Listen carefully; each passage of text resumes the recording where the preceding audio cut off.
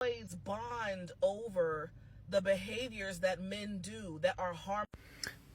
When I was maybe 15 years old, I started working at a Christian summer camp that was for boys, a Christian boys summer camp.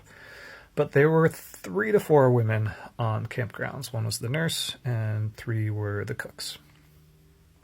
I know. But for the first few years that I worked there, there was a very strong anti-cook culture. That the cooks were bad. They needed to be opposed. And it was because they were women. Like, women should not be here. This is a boys' camp. Even though they are literally feeding us, we were all anti-women. And I've thought a lot about that. Like, where did that come from? Why was that a thing? Now, I would love to get a PhD in gender studies and societal implications of these sorts of things, because it is fascinating and terrifying to me. So all you're hearing here is just my random thoughts. But I believe that we are all living under a system that patriarchy has imposed upon us, and men are the chosen golden children of patriarchy.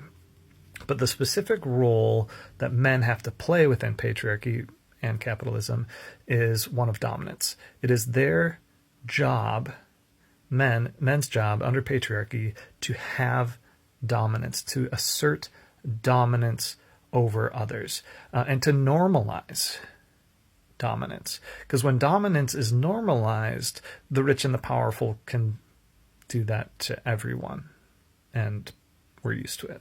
So to be a man means you have to have dominance in one area of your life. For a lot of men, that is having dominance over a woman.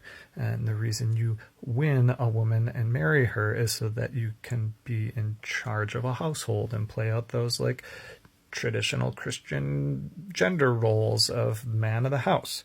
But this also plays out in work situations. And it plays out between men, too. When men are together, they are vying for who's dominant of this group. And you can assert your dominance by saying, well, I have this woman who is on this level of the social hierarchy, so I am the most dominant here. And it's all this like jockeying for position. But it's my experience and my observation that men perform their gender for other men, not for women, because they're all vying for that top spot within manhood, whatever their immediate circle is. Everyone wants to be considered the top man, the alpha, if you will. And the thought is literally like, if I get to be the alpha, if I'm the top dog here, then women will want me and I will get to do whatever I want and I will have won the patriarchal game, right? It doesn't actually work out that way, but they are convinced. So when you're in conversation, you talk over people and you assert yourself and you assume to know things that you don't actually know about, and you interrupt people. And when you're talking about women, you talk down and you kind of assert like, look how powerful and dominant I am over these women. I'm going to tear them apart. I'm going to tear them down. I'm going to rip them to shreds verbally, or I'm going to actually advocate for real violence against women, because that's showing you how powerful of a man I am. I am only concerned about me, and look how powerful I am. I am the alpha dog. I am to be feared. And if I can assert enough that I am to be feared, then I will become the most dominant man in my social circle, and therefore I will somehow win the game, which is supposed to result in all the things that I want. I mean, it's all a lie. You have to remember, this is all a patriarchal lie, but this is the role that men are supposed to play.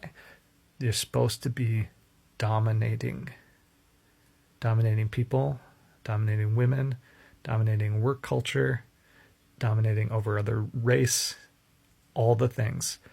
Domination, I believe, is the number one value of patriarchy. And patriarchy is lying to men. it's promising things that it will not actually deliver, but most men have bought into that lie and they believe it. So they will turn against any man, any woman, any person, doesn't matter. They will turn against anyone to try to assert dominance because they believe that lie.